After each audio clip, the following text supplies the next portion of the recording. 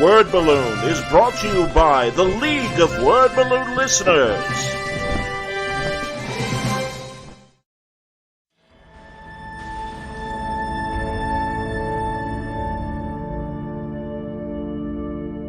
I was such a fan of the Legion of Superheroes when I was a kid that I always wanted to work with this version of the characters that was designed back in the 1970s.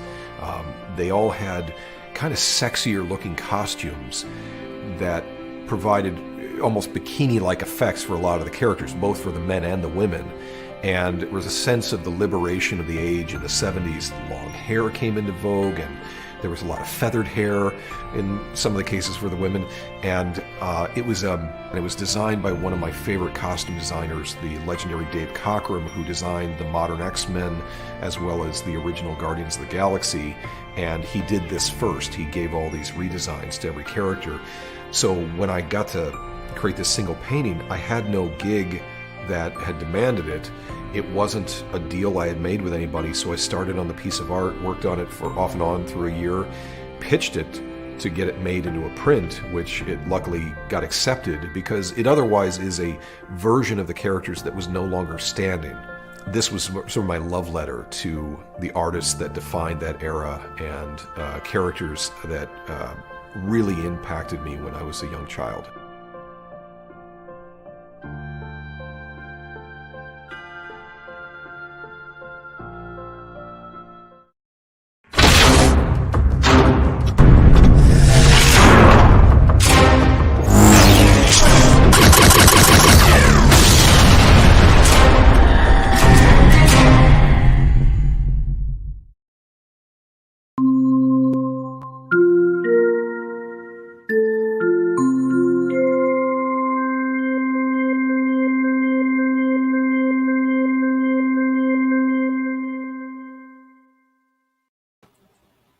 Hi, everybody. Welcome back. Time again for another Trek Watch and Trek Watch as we discuss Star Trek Discovery, Season 4, Episode 7. Hey, let's take a break is my subtitle for the episode. John Such is here, along with the creator of the Visitations comic book and longtime Star Trek fan, another Chicago guy. It's Scott Larson. Welcome, Scott. Hi. Thanks so much. Oh, yeah, man. Well, you were on our State of Star Trek conversation early during COVID. Mm-hmm. And you and I have, when we get together, casually talked about Star Trek. It's great to have you on because you are a Discovery fan. Is that fair to say? I think it's fair to say. I would say that because I came to it so late. I've only been watching it for the past year. I'm not like an ongoing Discovery fan. It's just something that's just come up and it's kind of gotten shuffled in with all the other new Star Trek stuff. As you can see, I have my Christmas present of my Cerritos shirt. Outstanding. Lower Decks, very cool. And Lower Decks is slowly growing on me. We could talk about all the series in macro if you want as well. But you're all caught up, obviously, on Disco. Okay. Yeah. I say Disco not in a disparaging way, just like Ritos. They've kind of adopted it as their own abbreviation. I got no problem with that. I do have a problem with them taking a break after this episode. It's funny. Wayne says he hasn't watched this week's episode yet, but it really doesn't matter. It really doesn't, Wayne. Other than, again, it's out there and everything. And sorry, Wayne, if we're spoiling, but this was a talking episode, which I embrace. I want there. And in fact, you could even say it was a galaxy political episode, obviously, because they wanted to make a decision. Are they going to attack the DMA? I hate saying DMA, just call it an anomaly. Or are they going to try and establish first contact with whomever the aliens are that are behind it? That's an interesting intellectual problem.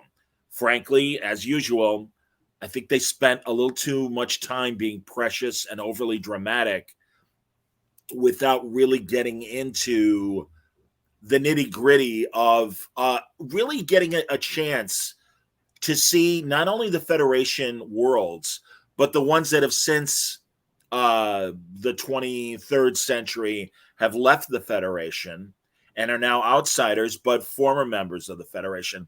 And outside of the Earth representative and the Navarre representative, I would have loved to have heard a Ferengi perspective on this. A lot of the other alien races that they've established. Instead, we got them all kind of standing there watching. We got another Michael Burnham speech. We got a Cleveland Booker speech. So those kind of things and those choices disappointed me in this episode. What did you think of the episode? This is a weird season overall, because coming into it, I didn't really think there was anything special about this season. Last season was when they came to the future, and that's something as a Star Trek fan I've been wanting to see for over 20 years, since the end of Voyager. And so when they got to this one, I think they're dealing with a lot of different stuff, and I like the fact that we got to see a 31st century, or is it 34th century? Is that where they are? A 34th? Well, yeah, because they're 900 years in the future, right. So you assume they're in either the 33rd or the 34th century. I'll just call it 34th. I like the fact that we got to see a 34th century Cardassian, even though they sped by him real quick. No, it was a woman. They sped by her real quick. I'm glad we did get to see a Ferengi. We've seen everybody except Klingons. We've seen them. We've seen them. But we haven't really, again, going back to that cadet episode, you saw the Ferengi captain, but again, they don't speak, and it kind of pisses me off. And that's a very good point. Is it the glaring, obvious possibility that the Klingons are behind the anomaly, that we haven't seen them all this time? I didn't really think that.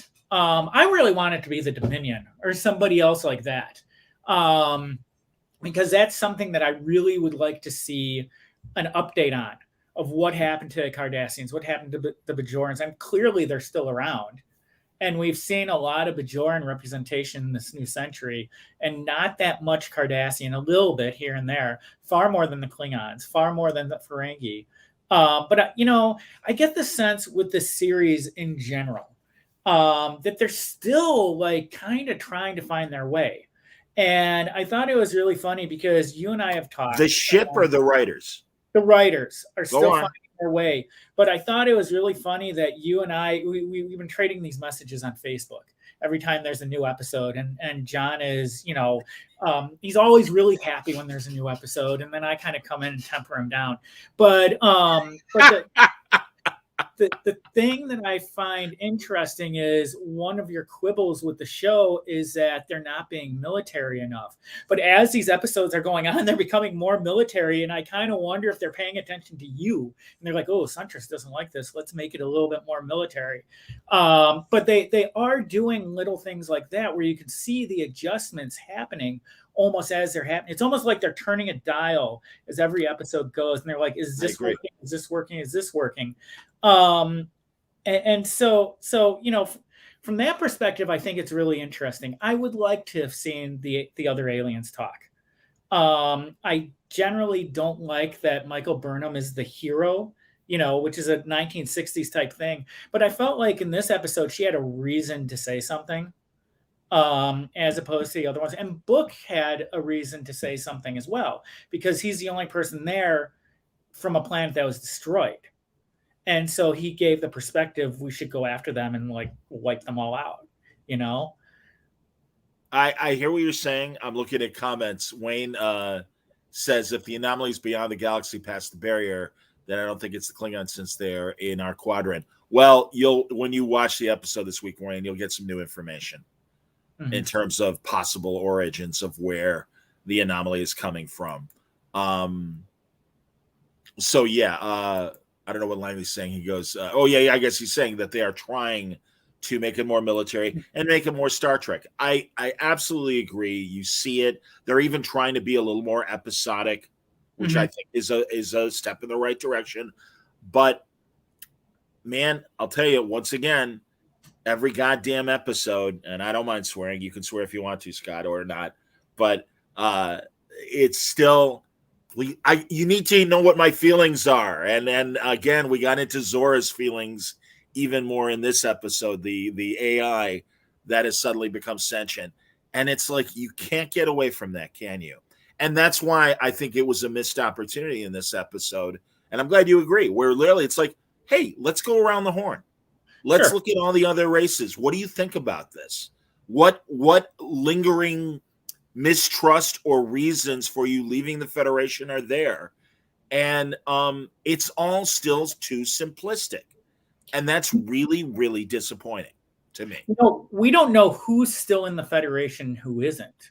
They said 16 worlds. They said 16 worlds. And I agree with you. And literally, man, I was taking notes. It's like, all right, we know that the Bajorans are we know that maybe the Cardassians are. And maybe they joined because, because again, I guess I'm basing it on the fact that the president is part Cardassian, clearly. And my supposition is post Deep Space Nine, and really, again, I'm also leaning on the book continuity. Garrick is really kind of part of the group now ruling Cardassia in the books, and certainly is one of the leading freedom fighters at the end of Deep Space Nine. So I could literally see a change of heart politically with the Cardassians embracing, all right, let's be serious about the peace treaty that we started decades earlier and what we saw in Next Generation before things dissolved to shit during the Dominion War and during the war with the Klingons and all that stuff. So that's why I'm like, well, and again, based on the president, maybe the Cardassians are the Ferengis. At least there's a Ferengi captain, so I'm saying that. But I really would like a head count. And again, I think it's an opportunity to feed fan service and say, oh yeah, what are the Cardassians doing now? What are the Ferengi doing now? And getting a clear head on that. And it's kind of, I think it's a missed opportunity just having them standing there and not saying anything. I think that part of that too. Did you watch the Will Wheaton Ready Room for this episode? I have not yet. Okay, go ahead. Tell me what they said, please. They said something along the lines of how difficult it was to film that, and how they had to because of COVID. Yeah. And I kind of wonder if that's part of the issue. And I also kind of wonder about this new way that they're doing makeup. And I shared this with you a few weeks ago when the makeup artist was on Sirach Lofton's show. And he talked about all the emails that go through where they're very, very, very concerned about how the fans are feeling about how the aliens look. And they're worried about the Ferengi being 1,000 years in the future, but what are the fans going to say about the color of orange on them or how the ears look and stuff like that? And so I think that has something to do with it. I get the feeling that they've only made, because I think that what they're doing now, they're not just gluing prosthetics onto people's faces. I think they've actually got a mask. Sure. On top of that. And I'm guessing on this, but my guess is they've only made like one mask for each of these guys. And they probably haven't, because I'm guessing. I'm not saying that's true, but I hear you. My guess is they're still trying to figure out who are we going to see more of and who aren't we. We're going to obviously see the Orions, and we'll see if and they were there in their episode, sure. Right, sure. And we'll see Andorians. We saw them last season. Yes. But past that, and they clearly love Morn's race because he's all over the place. But yeah, I just get the sense that they're not comfortable with it yet. They're not comfortable with these other aliens, and I don't know what to say about that. That's just a sense. No, I like the observation. Honestly, this is why I wanted you on, Scott, because again, you're optimistic and trying to understand what they're doing, just like I am and everything. So no, I get that. I don't see how COVID would keep them from having people speak beyond just standing there. And if anything, I would think it would give them the opportunity to focus on a single character for scenes while they're speaking and not have them be too close to everybody else while they're acting. Again, I mean, they could have also, instead of them all being in the same room, they could have all been on screens. Sure, and I think we would have all accepted that. So that's why, I mean, I'll watch that Ready Room because I am curious, but I just don't. I just don't think they're up to the task of writing Star Trek, and they're still like grappling with the basics. And it's going to be fun. It's funny. We were talking right before we went on the air, and I'm like, well, I certainly hope Prodigy's coming back during the interim, and you assured me that it is. And it's a shame that they stopped where they did, because Prodigy was just getting interesting. Wow. And then we broke for 7 weeks for the beginning of Discovery, and it's like, what the fuck are you doing? I'm sorry, I don't understand why they're taking these breaks. Well, you know what, my guess, and again, I'm just guessing, and I give them leeway. And part of it is, you and I both grew up on episodic television where they have breaks. I mean, the CW shows still have breaks. Sure. Don't they? Sure. So, the only difference is it's a streaming show. So, and the amount what other streaming shows? I'm sorry, Scott, I don't mean to interrupt you, but what other streaming shows take a network break the way traditional networks do? These streaming shows are made in advance of their release. They're the ones who told us, unless it wasn't true and unless they acknowledged it on the Ready Room, that they had to take a hiatus and finish up. And that's why we're not getting all. I don't even know how many episodes it is this year. I thought this year was going to be a short season and less than 10. I don't know, but I do think that one of the reasons why they're taking a hiatus, and again, I'm guessing, but it's just an observation, is I think it's because they don't want to put too much into the market all at once. Sure, that's fine. They've got Picard coming. They've got Prodigy. They have, one of the new Worlds coming. They've got Discovery and Strange New Worlds. Right. So, one of the problems with old Star Trek in the 90s, which really, not everyone would consider that old, but, Voyager and Deep Space Nine were both on at the same time. And to a certain degree, the Next Generation and DS9 were on this at the same time. And they burned themselves out. By the time they got to Enterprise, they burned themselves out. And so, part of it might be that. I think part of it is because of COVID. I don't know. Apparently, the first season of Discovery went on a hiatus. No, it didn't. I heard somewhere. I don't think so. I don't believe so. I could be. Maybe I'm misremembering. Yeah. By all means, everybody watching, correct me if I'm wrong. I don't remember there being a hiatus in that first season. It might have been. I had just heard that on one of the little podcast things that I listened to. Okay. That went on a season break in the middle. I do think COVID is having something to do with it. I think with something like Prodigy, the amount of work that's going into that show probably takes a long time. I think that the COVID restrictions with these actors is taking a long time. I know that they finished all of Strange New Worlds. It's all shot. Okay, Mario's saying they did. Oh, yeah, and Langley's saying they did for winter. Okay. All right. Thank you. Yeah, so it's been done before. But when we had season 3 of Discovery, they had sat on that for a really long time because of the pandemic. And so, that when did that end? Did that end last January? Or sometime either January or February. And that's when Picard started. Right. Well, they took a month off and then they went to Picard. No. You're thinking 2020. I'm thinking 2021. I'm thinking of season 3 of Discovery. Picard came on after season 2. Yeah, I don't. I'll be honest. I don't. I mean, it's all a blur. You're right. And truly, forgetting what I did about the first season, I wouldn't trust myself to remember. I mean, I know. I thought Lower Decks. Well, I know Lower Decks started season 2 right after. Well, again, like a month, maybe a month in between, which is fine. That I don't have a problem with. Right. I don't understand this. I think, again, if your show's not ready, then hold it until it's ready. And they could have just stuck with Prodigy. I've got a couple friends that are on staff of Prodigy, and I might have to ask them off the record if Prodigy had any sort of mid-season hiatus. I don't know. I really don't know. Well, Prodigy just had a mid-season hiatus. I'm sorry? Back this week.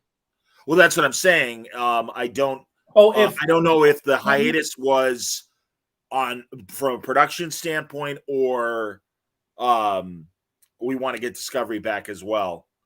Right. And we've given you enough for the taste of Prodigy. I assumed the second half of Prodigy was going to happen after finishing Discovery and before Picard. That's what I figured was going to happen. And that is what's going to happen, from what I can tell. Have they announced a start date yet for Picard? It was in February of this year. Oh, 2020, I mean. Or 2022, February. February. Yeah. Wow. Yeah, so it's coming up real soon. Wow. Well, and again, while we're talking, I'll do IMDb and see how many episodes of Discovery are slated, because they'll at least have the episode count up. Now, the thing I was listening to, though, for season 1 of Discovery, they had said it was going to be 13 episodes, and I think it was like 15 or something like that. Yes, it was. Part of that was because they went on the break and they had more stuff. Does that sound familiar to you? I don't remember them declaring a shorter number than when it ended up being 15. But like I said, contrary to that, I thought I had heard that they were prior to the season starting, that it was only going to be 8 episodes or so. Right. So I don't know, and that's why I wonder too: are they coming back just for a finale, or are they coming back for several episodes? I believe it's probably several episodes. Well, I told you what I thought as far as how the season was going to end up with Discovery. Go on. And my theory is that Book is not going to make it out alive. And right. It's classic storytelling. He's got no planet. He gave his cat to Burnham in this episode, and it's like I think there's going to be more than one episode coming into the second half of this series. But I do not think, we saw his father. If there's character building in the show, you're going to kill the character off, because everybody else is just a cardboard cutout to a certain degree. But I think that he is not going to survive the season. IMDb has it that it's going to be 11 episodes for the season. Okay. Yeah. All right. Here's some other comments. JD says everybody cries in Discovery and Picard. Star Trek sensitivity. Yeah. And again, let's talk about our feelings. And Langley says Netflix was still paying for episodes in the first season, if I remember. Yes. What's this? Isn't Book like Kal-El, so you can't kill him off? That's funny. Again, and I want to hear other viewers' opinions. And I, Scott, it's something I've addressed with you as well. The character's name is Cleveland Booker. Correct. And he's from an alien planet. Correct. Was it originally like an Earth colony, even hundreds of years ago? I don't think so. Well, then what the hell is this man doing with a name like Cleveland Booker, where he's from the other end of the galaxy? Isn't that like, how you doing? I'm Tom Jones. And it's like, well, the funny thing about I'm a Frankie. My name's Tom Jones. How you doing? The funny thing about that, and we've talked about this before, where it's like you have a character named Boimler. You have characters whose names you can't pronounce, but yet the alien's name is like Cleveland Booker, which is like super easy. Michael Burnham is kind of that's somewhat normal, but it's like for most of these new series, I can't figure out who these people are because I can't say their names. And so that has not been the case with this new character. And it is 1,000 years in the future. Maybe the name was passed down somewhere along the line. But do you know what race the other guy is, that weird scientist who has that? Yeah, he said he was from Risa, and then right. There was some confusion and he kind of addressed that a bit in this episode.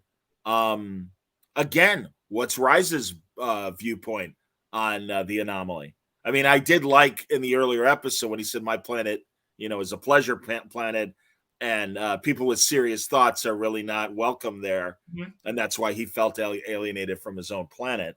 But Langley says too that the other guy is Ryzen. Yes. Okay. But yeah, again, I want to understand this stuff. But yeah, Cleveland Booker, it just seems like the most ridiculous name for an alien, unless. And I looked on Memory Alpha, the Trek kind of Wikipedia place to go. That is incredibly thorough. And I'm like, all right, maybe again that Stuart says that maybe Book's mom is human. Right. I don't know. But regardless, That doesn't explain the Book part of his last name. And again, Cleveland Book or whatever. It's like, okay, good idea. But he's not human because his planet was destroyed. Well, no, I realize that certainly in his immediate genealogy, he's of that planet and also has those kind of mystical planet powers of his planet as well, and that he's in tune with everybody and everything. But yeah, I was just like, all right, great, but why is your name Sam Jones? That doesn't make sense to me. And also, I mean, I don't know if you ever read the books, but Peter David, who we well know from comics, had his New Frontier books with Star Trek, and he had his captain whose pronounced name was Mackenzie Calhoun, but as you read it, it was clearly like Mackenzie. I mean, you could put the Klingon kind of accent as you're kind of pronouncing his name, and it's like, all right, fine, I can get that, where Earth people would be like, all right, he's Mackenzie Calhoun. That's the easy way for us to remember. But he clearly was from an alien race. So yeah, I'm very confused. Stuart points out too that Book did look different than the other inhabitants. Yeah, I don't know, Stuart. I really don't know, man. Did they have a reason for that? For him looking different? Adopted or something? Yeah, I feel like they had a reason for that, and I don't remember what it was. Oh, that's hilarious. Wayne says as long as the cat lives and goes on to his own show, Book can die. Did you notice, Scott? I don't know if you saw the news about this, but apparently IDW is going to start a series of solo adventures of a lot more of the Discovery crew. Oh, are they? And on the one hand, and in fact, they're starting with the book about the cat. Okay, that's and I'm like, okay. And on the one hand, that's great, but it bothered me in Star Wars as well when Laura Dern's purple-haired character shows up in Rise of Skywalker, or maybe it was the previous movie, Last Jedi. Yeah, Last Jedi. Yeah. And it's like, well, what's the deal? Oh, read this book. That'll tell you. And I'm like, no, fuck you. It's a guy. Everyone's seen the movie. I would like to know who this person is and why suddenly Leia trusts her so much. I'm sorry. It annoys the shit out of me. And especially in the case of a show like Discovery, where it's not just a 2.5-hour movie, but you got 13 goddamn weeks, at least each season, to explore these people and give us more background. We're getting a little bit more of that this year. I'm glad the Asian bridge guy was in charge of evacuating that planet mission. Right. Glad Tilly was in charge of an away mission. And Adira, they gave Adira a little more agency and stuff to do. By the way, another thing, Redlocks got shut down last week too when she wanted to go and do something, and Saru was like, "No, sit down." Right. Which is why I thought of you when it came to like the more military stuff. I agree. No, and in fact, Stamets makes the big speech to Zorah about, hey, we're in Starfleet. There's a chain of command. You got to respect the chain of command and everything else. And also, isn't it weird regarding Zorah's sentience? And again, it's 1,000 years later, but it seems like they forgot the idea of artificial intelligence sentience in Picard, despite the greatness of Next Generation's Measure of a Man, for Data, the Data's trial. And it's like to Picard's time, androids are just fucking androids. We, whatever, we can, they're treated like cattle. I mean, it's, the worker androids and stuff. And now all of a sudden, it's sentient AI. We have to new life form. And it's like, maybe read the history book a little bit. Well, you know what? Interestingly enough about that, the thing with Picard and the androids, if you go back to Voyager and the holograms, you remember they were doing that with the old model of the Doctor. And so you're right for that. The other thing about the Ready Room this week was they showed all the different Star Treks that had the sentient computers that tried to take over the ship, and they showed lore, and they showed that thing that was on DS9, and I guess Voyager didn't have a sentient computer. Well, in the original series, had M5, and they had that too. So they did show where this came from. I think that you talked about the feelings, and Zorah having feelings, and with a lot of this stuff, I do agree with you. And as we discussed before, I think part of it is they're trying to appeal to the generation after ours. The generation that tends to be a little bit more touchy-feely, as kind of like that Saturday Night Live thing I sent you, where Oh yeah, no, and I had seen it already, and right, you're right. right. And by the way, they nail it. And again, they're like, this is what's wrong with your Star Trek. And Sure.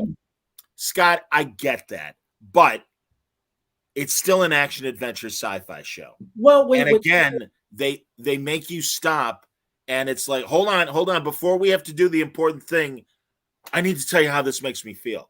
And again, I'm sorry. Like I said, like we said, it's a military show. And I'm sorry, that's the wrong place. Don't put your peanut butter in my chocolate for the Reese's. Well, with Zorah though, and I want to make this point. I mean, if you go back to the episode with Data's daughter, and she was very touchy-feely too, and you're dealing with this computer that is just starting to have feelings and just starting to do stuff.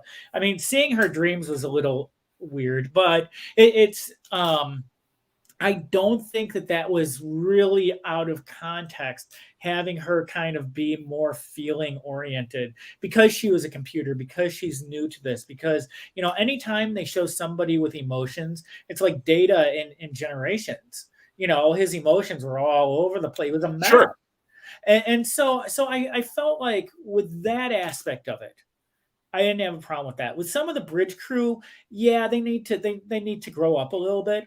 But I think that with Zorah, I thought there was precedence for it, and I didn't even notice as much. Look what Langley says. Zorah having emotions and sentience would hit better if we didn't have that as part of every episode. I really do agree. Right. I really do agree. And by the way, Stuart makes a good point. So Ready Room didn't count the Doctor as being a sentient AI? No, he didn't. They didn't. That's interesting. About Voyager, right? Because I think that's very much what the Doctor was a sentient AI. He certainly became so as the show went on, because there was the episode where they had to kind of take him back to factory settings because he had evolved too much. Well, yeah, he couldn't handle that one crew member that died, and it really fucked him up. And that one too. Well, they didn't put him back to factory setting. He would sit at the end of the episode with Janeway, and she'd have to listen to him work it out like a therapist. Well, I was thinking about the episode when they were fighting the weird creatures, and then they opened up Jupiter Station, and they had Dr. Zimmerman there, the hologram, and then they had to like retake his stuff and stick it in the Doctor and to make sure that the Doctor continued to go. That's true. Yeah, that one was different. That was a later episode. I'm not as familiar with those. No, but that's a good episode, and you're right. I mean, again, it's a row of dominoes. They stick to one story, therefore there are less opportunities to explore characters within a single story. Right. Their decision to really focus on Michael Burnham being the solution to everything, and you could just hit every domino. It's like, well, that's why it's midway through the 4th season and we still don't know most of the bridge crew, right, and shit like that. And it really, again, I agree with you. I do think they're trying to gradually fine tune it and get more Star Trek-y. I wish they'd do more, and I wish they'd do it faster. I do think this season feels a lot more Star Trek than the other 3 seasons. I agree with you. And I also feel that, when it comes to emotions and it comes to characters, the episode with what's her face with the cadets, and I can't. Tilly, right? Yeah. The one with the cadets, and the cadets didn't know how to react to each other because they're separated by the burn. But they were commenting on people not being around each other during COVID. I mean, that's what that was all about, and that was that's classic Star Trek, to take something that's going on today and show it as sure. From a different perspective. I don't know. I think with some of this stuff, there's a lot of different factors, there's a lot of different puzzle pieces. And I think it's really easy to take a look and be like, well, Michael Burnham is the hero in every episode, so this is terrible. Or these people act like this, so this is terrible. And then you have the Doctor and Anthony Rapp and all this stuff. And but those characters are becoming, better characters. I think Rapp character's name again? Stamets. Stamets. Right.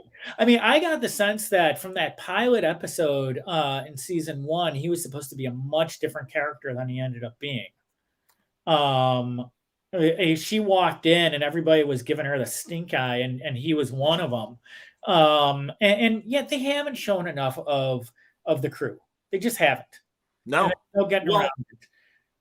I kind of think it depends on the character, because also, especially at the beginning of this season, Stamets' attitude towards Book was ridiculous. And almost like, I don't like you because you saved my family. I should have been able to save my family.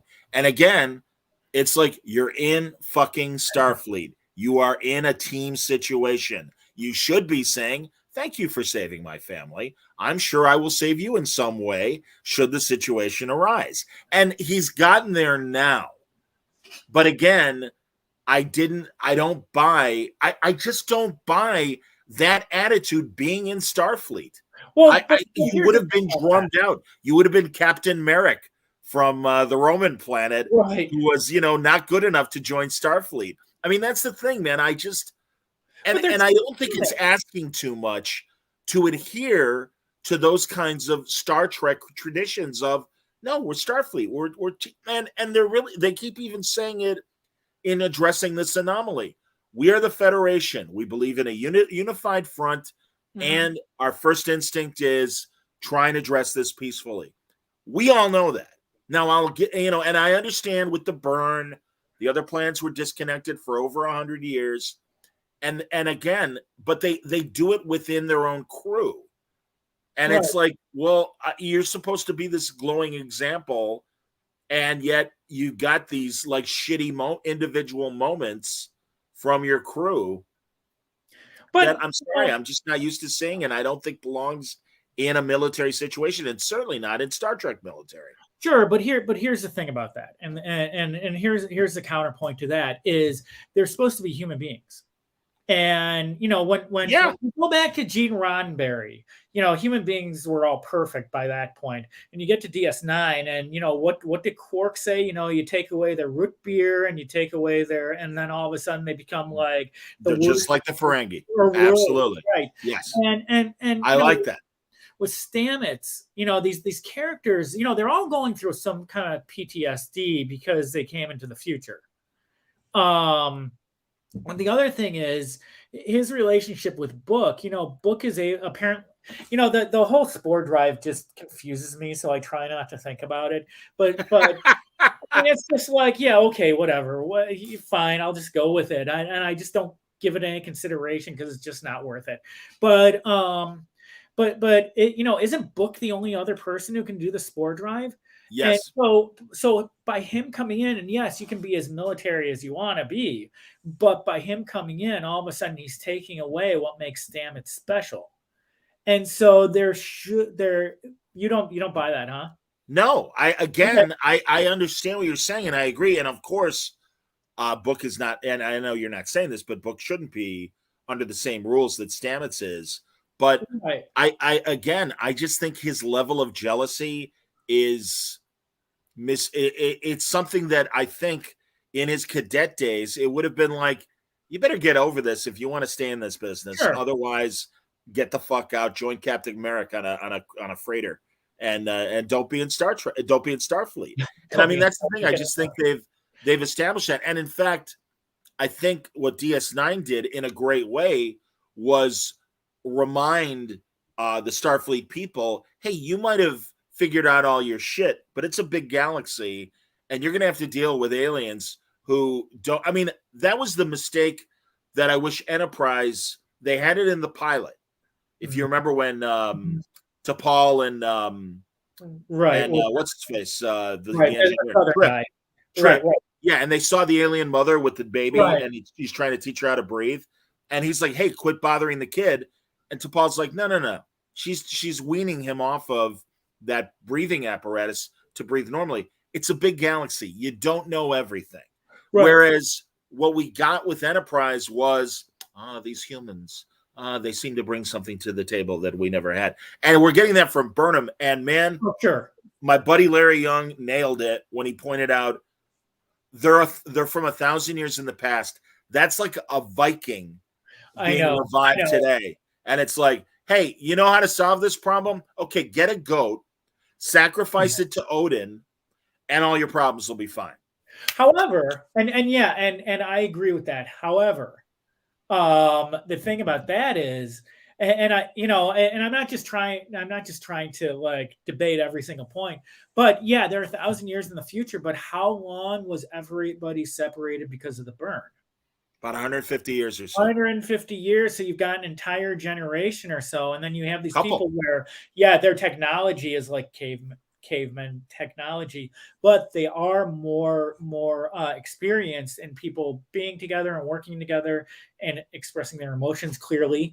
But they're more versed in this stuff. So, and I'm just, as I'm listening to you, I'm just making this stuff up. I'm not really thinking that much about it, but it makes sense. And as science fiction fans and as television fans and superhero fans and all this stuff, you have to suspend disbelief in your own head in order to make some of the puzzle pieces fit together. Otherwise, they won't.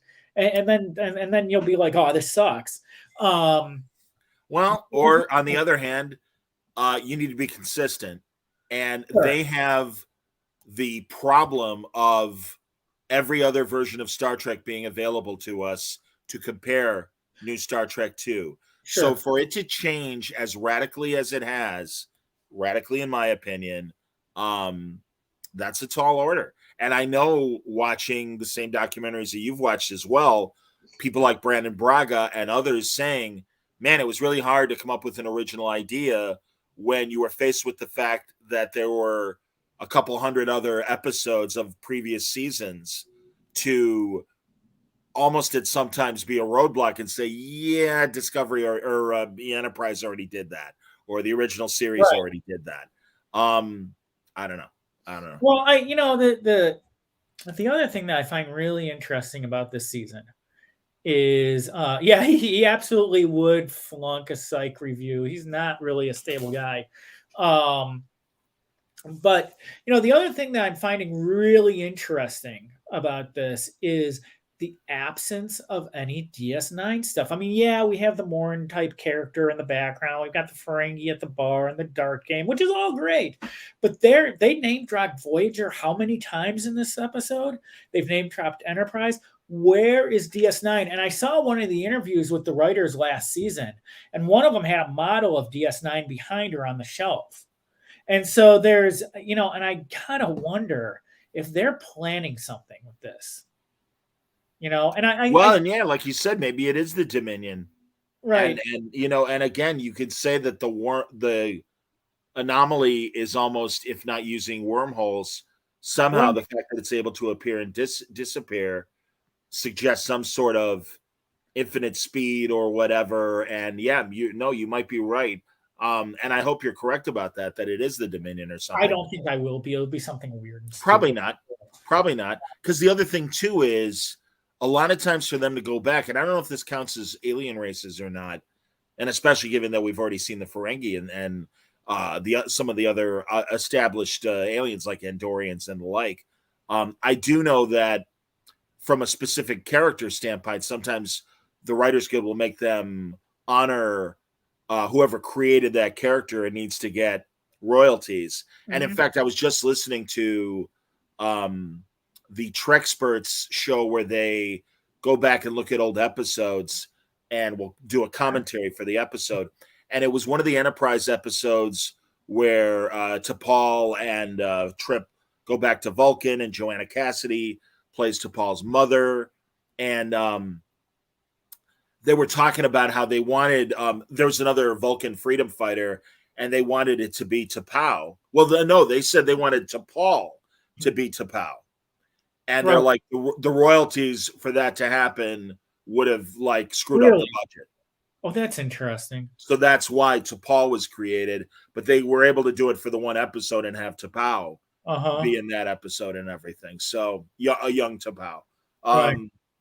So yeah, I don't know, man, but oh, that's funny. Yeah, the Dominion or even the Zindi could be the big bad. Sure, Wayne. Yeah, you're right. They're not going to be. I'm going to call it right here. They're not going to be. It's going to be something weird. Well, and as Langley pointed out, this week's episode mentioned delegates from all 4 quadrants, including the Gamma and Delta quadrant. Again, this is why it's like these are missed opportunities to really flesh out. And you're right about like DS9. What did happen to that sector of space? Well, we saw the Cardassian in this episode, but interestingly enough, she was blue. I mean, I don't know if you noticed that or not. I didn't notice that. Cardassian was blue. I mean, she looked like one of the Kree to a certain degree. But she was blue, and I gotta kind of wonder, you know the Ferengi look different because 1,000 years have gone by and they've mixed. And there's the human Bajoran Cardassian woman who clearly is mixed, and I gotta wonder who the blue Cardassian is a mix of. Is it so a Jem'Hadar and it's or an Andorian? Could be an Andorian, right? Or they just got the color wrong and they're just making us guess. Which could happen as well. Yes. Yeah, that's then Wayne even just said it too. Cardassian and Andorian mix.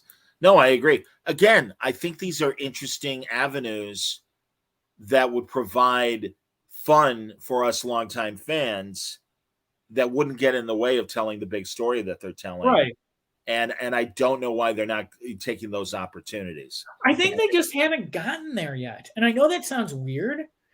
I'm sorry again, Scott. I think that's inexcusable. Well, you're not doing Star Trek. And Scott, I've heard, I might have even told you, there's a behind the scenes story that I'm sorry I can't reveal publicly because it reinforces everything that I believe about this writing staff.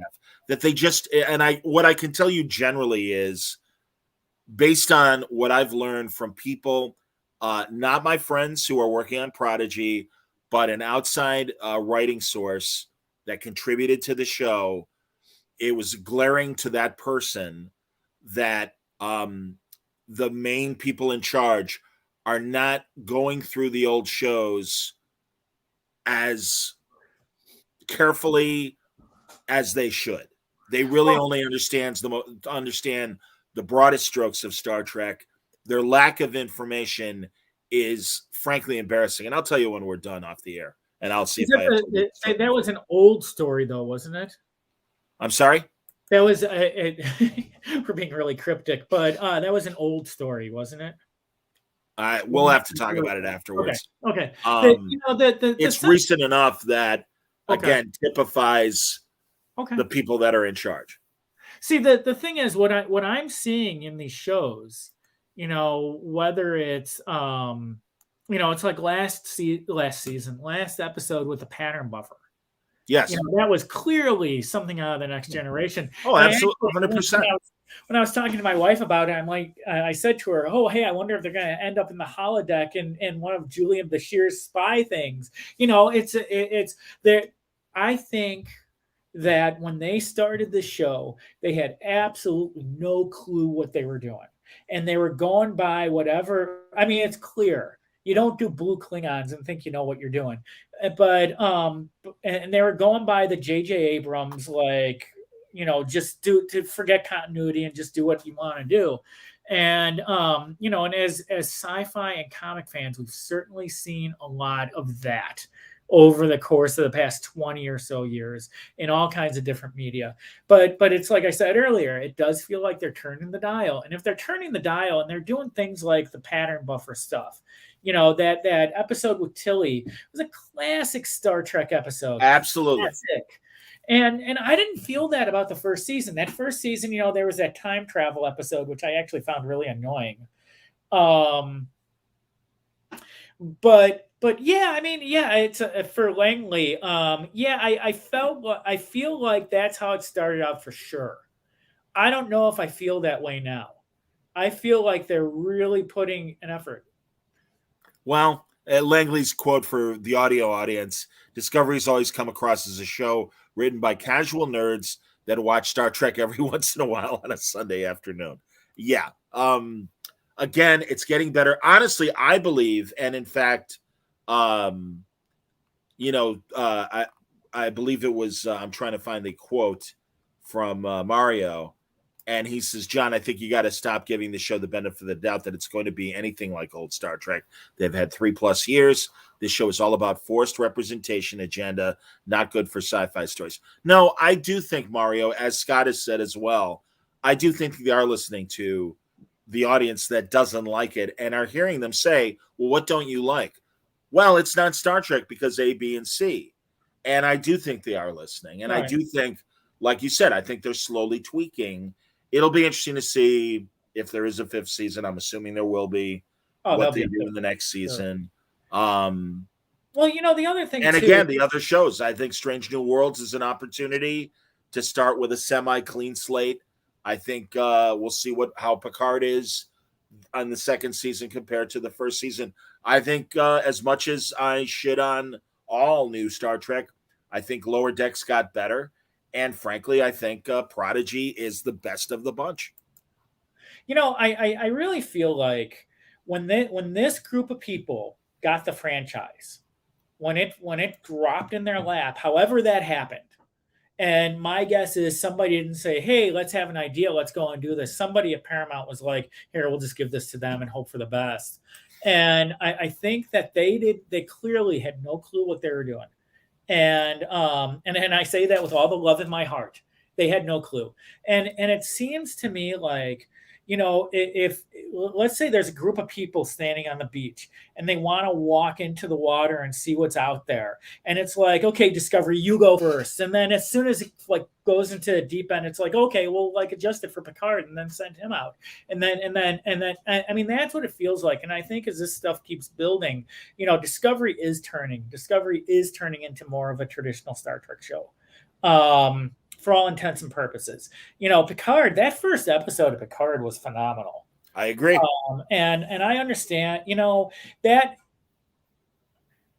that show was not the old shows.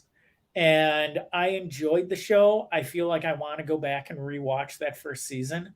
But we tried to my wife wanted to do the Game of Thrones thing where she would watch one episode, the last week's episode, and then the new episode, and then the last week's episode, and the new episode. And that wasn't working. That wasn't working at all. But For Discovery. No, for Picard. Oh, for Picard, excuse me. Yeah, it's like it just wasn't working. Well, because it was all herky jerky. Yeah, it was, but it was. I thought it was a good effort, and I would, and I'm happy with that. I think Lower Decks. I know you didn't like that first season, but I've liked Lower Decks all the way across. I just wanted it to be funnier, and also, I think Becker Mariner is no different than Michael Burnham. No different. I mean, really. I mean, and even to the point of, sadly, it's another black character, a black woman character, and it's like, God, you couldn't even like made her a Hispanic character, or an Asian character, or some other non-white character, and it's like, Jesus, man, everything I hate about Discovery and Michael Burnham is represented in Lower Decks. And again, what I do like in the second season of Lower Decks is that Boimler has been proven right many times. Mm-hmm. And that one episode, and it was such a throwaway thing, but it was a great joke where Mariner was trying to fight a big giant alien, and it was kicking the crap out of her. And I mean, it was in the background. Something else was happening in the foreground, but Mariner's getting her ass kicked, and also that she's kind of been tripped up by her. I do what I want, and I'm like, that's not funny, and that's not Starfleet. And again, she gets away with it. I can't remember, to be honest. I don't remember much of the second season. I remember the first season more. Also, the Collector that had that great museum of all the stuff and everything. Oh my God, the Easter eggs and that was ridiculous. Right. Or when they were on the space station and they were trying to get to the cool party that Ocampo was DJing and stuff, and seeing Quarks at this station, and that Quarks is a franchise. I mean, I really do think it's gotten better, and they've given more agency to Tendi and Rutherford and Boimler, and they're not just following Becker, Mariner with everything. Right. Well, so I like that, and it was more balanced. The thing that I liked about the second season was the security officer coming back, and they had no explanation. I like that too. And then when he gives the explanation, it's like you can't tell anybody, and you just see the eye getting bigger and bigger, and bigger. And then it's like, oh, we can't talk about that. No, it was great, and I loved when Boimler tried to get with the cool officers, and in fact, that was almost kind of, I think, a subversive knock at Discovery of, oh, we have to talk about our feelings, we have to make a grand speech, we got to do this, and Boimler's like, no, do your goddamn job. That's what you got to do. Quit talking about it and just fucking do it. So yeah, maybe that was a Mike McMahon little subversive nod at the other writers' room to say, yeah, stop talking and just fucking work, will you please? I don't know. I really don't. And in fact, that just occurred to me that as much as it was also making fun of classic Trek, both original series and subsequent shows from the what's the word, spin-off era, the Rick Berman era. Yeah, I think it is kind of a comment on Discovery as well of stop talking, stop being sanctimonious, and do your fucking job. So I don't know. Well, let's wrap up. We've been talking for an hour, but are close to it. And I got this very cool. I don't know if you know, Scott. I'm going to do Word Balloon Live where Paul Kupperberg and I are going to look at a 1988 Superman presentation that Julie Schwartz, the old Superman editor, used to go around with. It was in the 50th anniversary year of Superman, and it really explained the creation of the character and a lot of other interesting facts. Great photographs that he would do in the slide presentation, but even it'll work for the audio audience as well. So there you go. Oh, that sounds neat. Yeah. Oh, Mario wanted to know, did he miss the Matt Singer episode of Word Balloon? That was supposed to be last night. No, Matt's kids, I mean, it's Omicron is everywhere. 2 of his kids have COVID, and he had to deal with that. So he's like, can we please do it next week? And we will. So, yeah, that's going to be the Matt Singer, the film critic from Screen Crush. We'll be going over the best and worst TV shows and films of 2021. It gives me a little more time to catch up, and I still haven't seen Spider-Man. I don't know if you've seen Spider-Man yet, Scott. Mm-hmm. Okay, cool. And I still have to watch The Matrix. I still have to watch No Time to Die, which I can now stream both of those movies. So, have you watched Tick Tick Boom yet? I have not. I heard great things. Also, the One Night in Soho. That one I don't know about. I can't remember the name of it, but a really cool crime movie that also came out. But Tick Tick Boom, you liked it? Oh, I thought it was fantastic. As a creative person, you can't watch that film and not see yourself in there somewhere. Mario wants to know if I saw Boba Fett. I did. I have not. Loved it. Thought it was great. Really enjoyed it. Star Wars is fine. Star Wars is in great hands. Dave Filoni, Jon Favreau, and company. Mandalorian proved it, and I'm happy to say after one episode, I feel the same way about Boba Fett. So, just so long as you don't go back to episode 10, right? Oh, 100%. Good. Well, again, much like New Star Trek, the sequels, good Lord, we can go for another hour about that. And I'm glad it's done. So let's focus on Mandalorian and Boba Fett and the direction those things are going, because that's the right direction. Now, real quick, did you see the new holiday special, the Lego Star Wars holiday No, special? but I want to, and I know it's there too. Watching. Is it hilarious? Oh, yeah, it's pretty fun. That's great. That's great. No, I am always, and I could say this about both Marvel and DC as well, or all 3 of them. The Lego parodies are amazing. They're really, really funny, and they're fun for kids. But I think they really do that dual track of adult humor along with the kid humor and stuff. And no, that's cool to hear. That's great to hear. All right, folks, there you go. Scott Larson, thank you very much.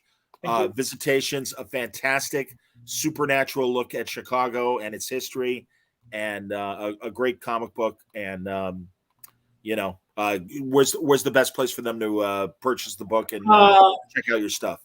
Anyone who's interested can have a free digital copy of issue number 1. All you have to do is email me at visitationscomicbook, all one word, @gmail.com. visitationscomicbook@gmail.com. That sounds great. Right. Dude, as always, love when we talk Star Trek and everything else.